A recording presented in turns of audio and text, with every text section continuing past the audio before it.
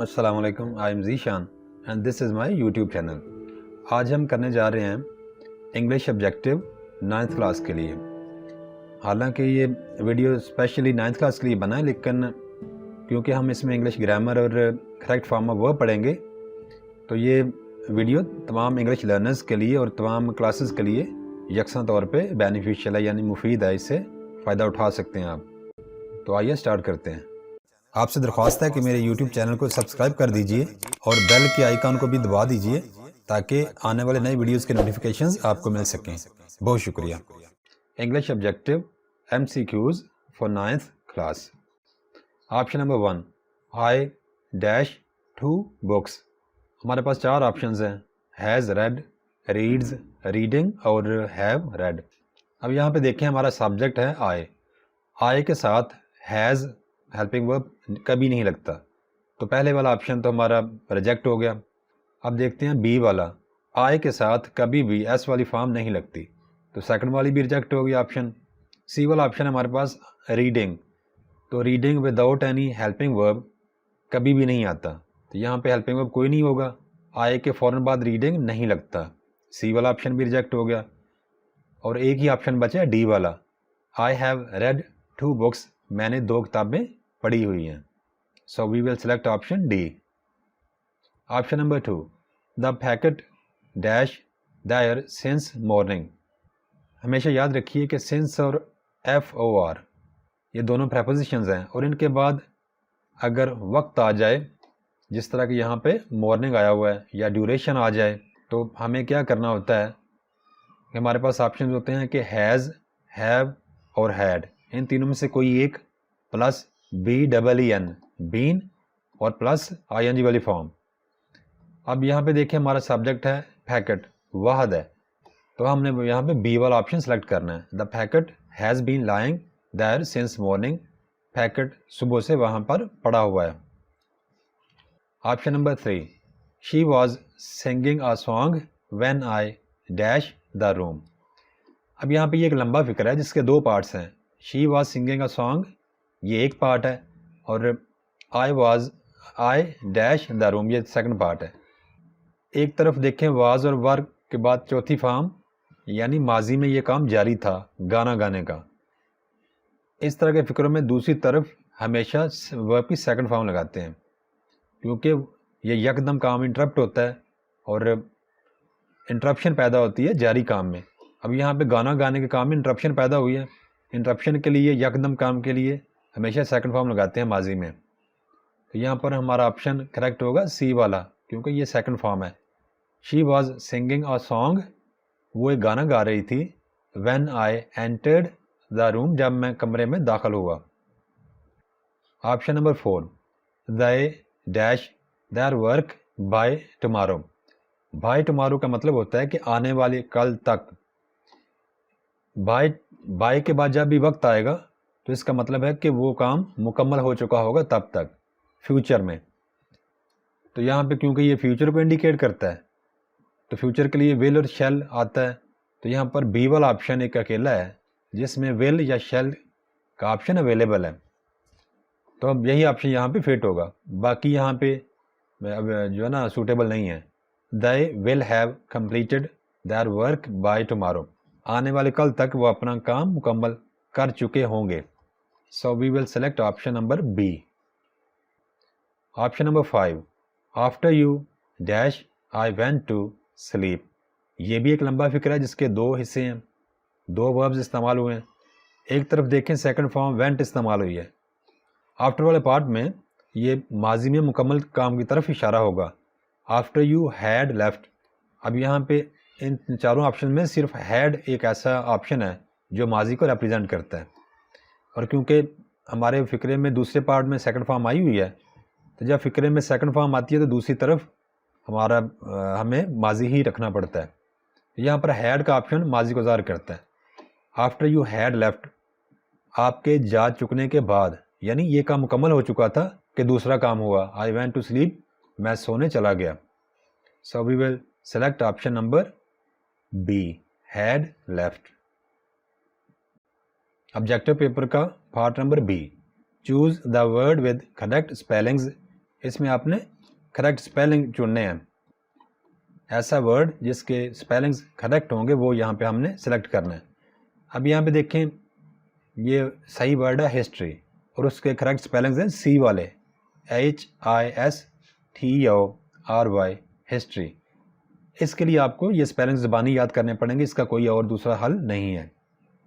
यहाँ पे हमारा जवाब है सी वाला ऑप्शन। ऑप्शन नंबर 7, ये करेक्ट वर्ड होगा न्यूमरस, काफ़ी तादाद में, जिसको उसको कहते हैं न्यूमरस। और यहाँ पर करेक्ट वाले स्पेलिंग्स हैं ऑप्शन नंबर ए के, NUMEROUS, न्यूमरस। ये आपने अच्छी तरह याद कर लेने हैं।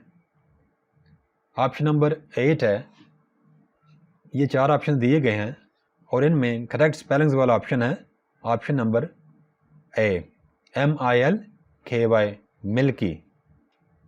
ऑप्शन नंबर 9, ये करेक्ट वर्ड है कोर्स, यानी जो कोर्स हम पढ़ते हैं स्कूलों में, क्लासेस में।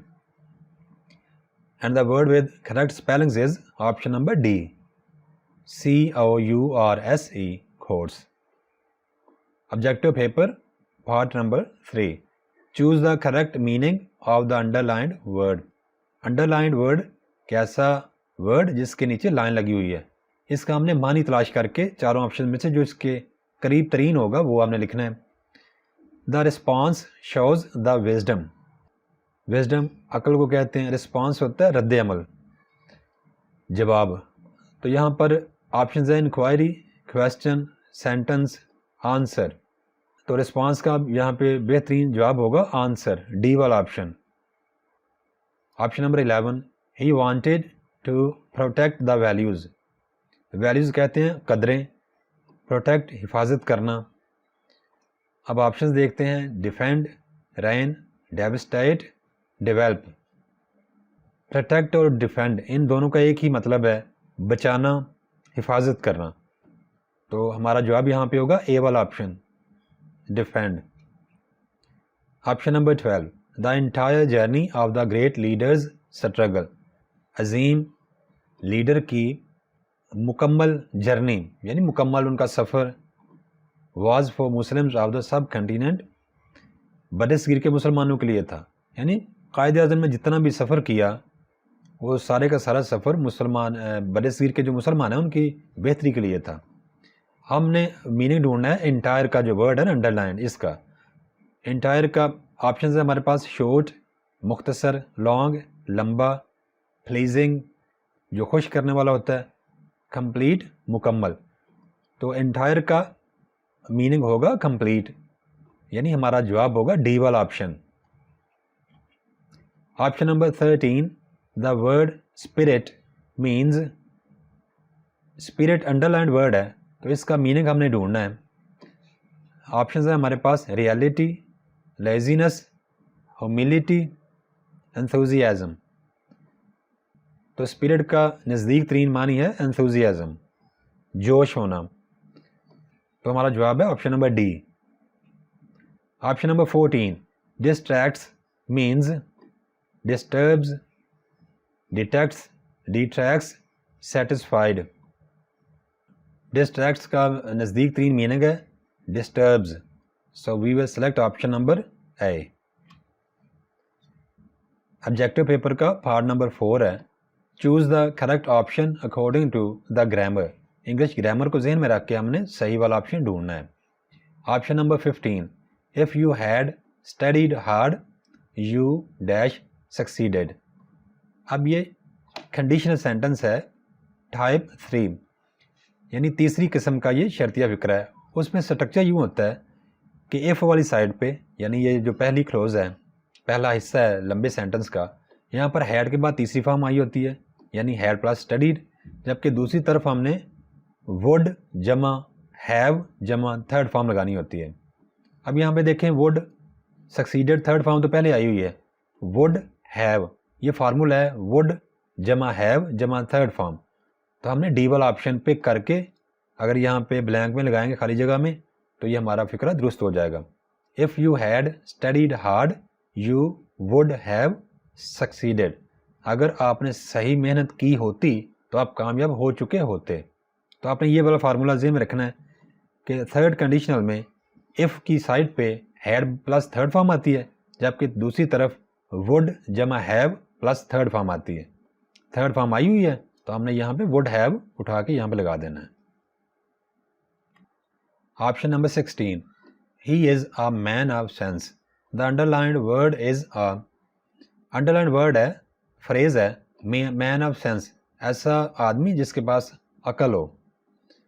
अब यहाँ पे ये देखना हमने कि ये कौन सी फ्रेज है, non phrase, adverb phrase, adjective phrase या वर्ब फ्रेज। अब यहाँ पे देखें ये वाली जो फ्रेज है ये तारीफ कर रही है कि वो अक्लमंद आदमी है, तो जो तारीफ होती है वो एडजेक्टिव की सेंस में ली जाती है।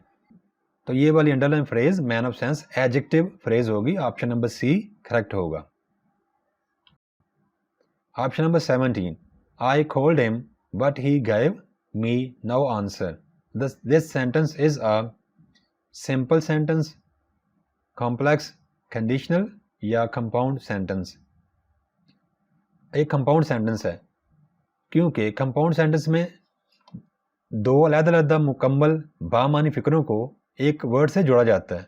अब यहाँ पर आई कॉल्ड हिम मुकम्मल बामानी फिक्र है और ही gave me no answer, उसने मुझे कोई जवाब नहीं दिया, ये भी बिल्कुल मुकम्मल बामानी फिक्र है। इन दोनों फिक्रों को जो यहाँ पर अब ये क्लोजेज होंगी, इनको एक वर्ड बट से जोड़ दिया गया है। तो इस तरह के फिक्रे जहाँ पर दो क्लोजेज को, दो अलग अलग सेंटेंसेस को जोड़ दिया गया हो किसी वर्ड के साथ, तो उसको हम बोलते हैं कंपाउंड सेंटेंस। तो यहाँ पर हमारा जवाब होगा डी वाला। Option number 18, he is the tallest in the class. The underlined word is a, ये हमेशा याद रखिए कि THE ये डेफिनेट आर्टिकल होता है। इनडेफिनेट आर्टिकल्स होते हैं ए और एन। प्रपोजिशन ये नहीं हो सकती और प्रोनाउन भी ये नहीं है क्योंकि प्रोनाउन किसी नाउन की जगह पर इस्तेमाल होता है। तो THE ये डेफिनेट आर्टिकल है और हमारा जवाब होगा ए वाला option. Option number 19, wait dash I return. Option है हमारे पास till, before, unless and if. यहाँ पर करेक्ट वाला ऑप्शन लगेगा टिल। वेट इंतज़ार करो, टिल आई रिटर्न जब तक कि मैं वापस आता हूँ, मतलब मेरे वापस आने तक इंतज़ार करो। बाकी वाले ऑप्शन यहाँ पे फिट नहीं होते। अगर आपको इस ऑब्जेक्टिव पेपर से लेकर कोई सवाल है तो आप कमेंट्स सेक्शन में मुझसे पूछ सकते हैं। Thank you so much for listening to me. अल्लाह हाफिज़। I am Zeeshan and this is my YouTube channel. आपसे दरख्वास्त है कि मेरे यूट्यूब चैनल को सब्सक्राइब कर दीजिए और बेल के आइकन को भी दबा दीजिए ताकि आने वाले नए वीडियोज़ के नोटिफिकेशंस आपको मिल सकें। बहुत शुक्रिया।